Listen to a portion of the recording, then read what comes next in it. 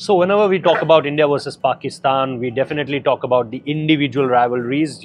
Brad Hogg, interestingly, said that it will be difficult for Shubman Gill to face Shaheen Shah Afridi. We know what he had done, specifically talking about 2021 T20 World Cup. Rohit Sharma first and then KL Rahul. Yes, Virat Kohli scored a 50 there, a good hard-fought 50 for Virat Kohli.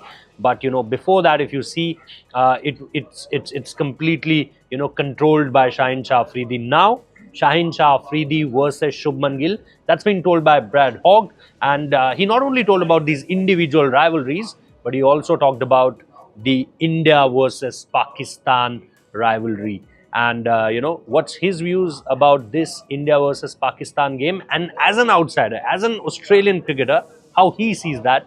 Because there were a lot of comparisons drawn, like Ashes, England versus Australia.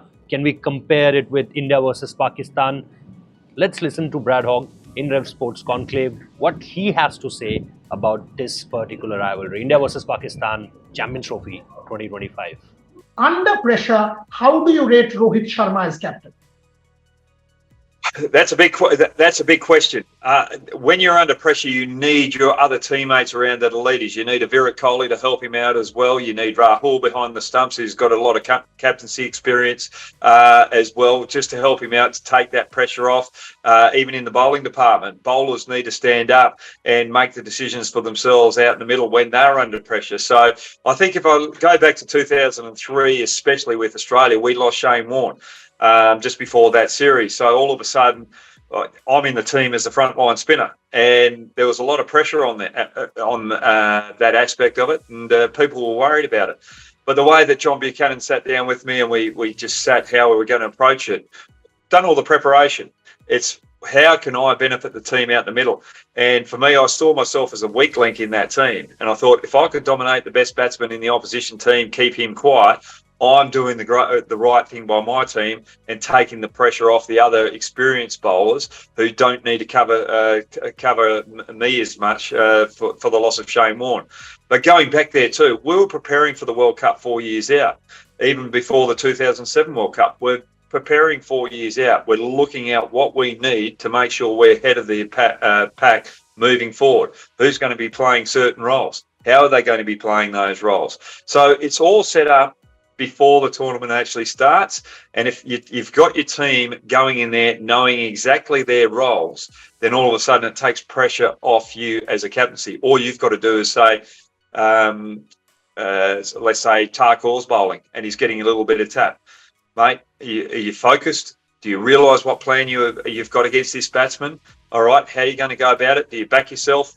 Go and do it. And that's exactly what Ricky Ponting was doing with me when I was first in the 2003 World Cup. So it's just been there psychologically for your players, not telling them what to do, but just making sure that they're switched on with their minds, backing their original plans and and trusting them to be adaptable as well. How do you look at Virat Kohli?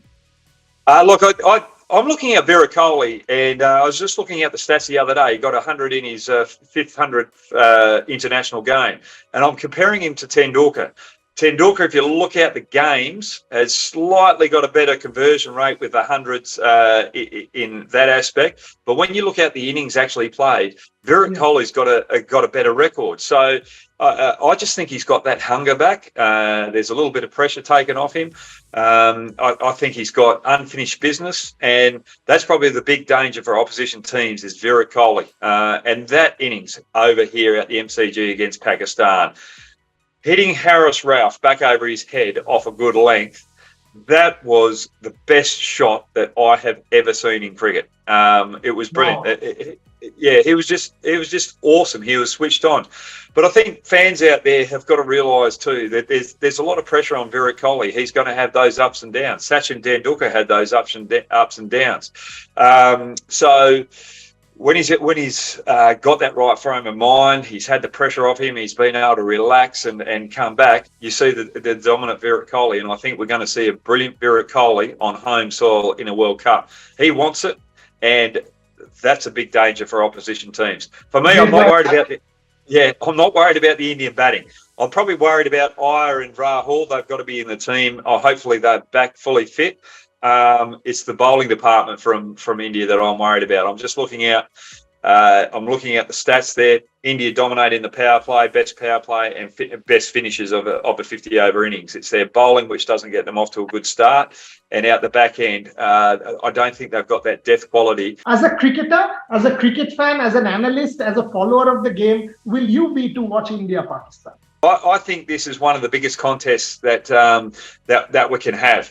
Politics gets in the way of sport. It gets in the way of sport here in Australia, in England, and I just wished it didn't, because we're missing such great rivalry between the two countries. I think it'll be better for Pakistan as well. They'll get that exposure, and it'll be better for cricket, because we need Pakistan in there, because it's such a you've got Bangladesh, India, Sri Lanka, as well as Pakistan. They're all cricket loving countries. So we want those contests to happen. But I'm looking at it. India have got a more dominant batting lineup, as I said, against Australia. I think Pakistan, with their pace attack, slightly better advantage there, especially with the left arm Shaheen Afridi, quality bowler.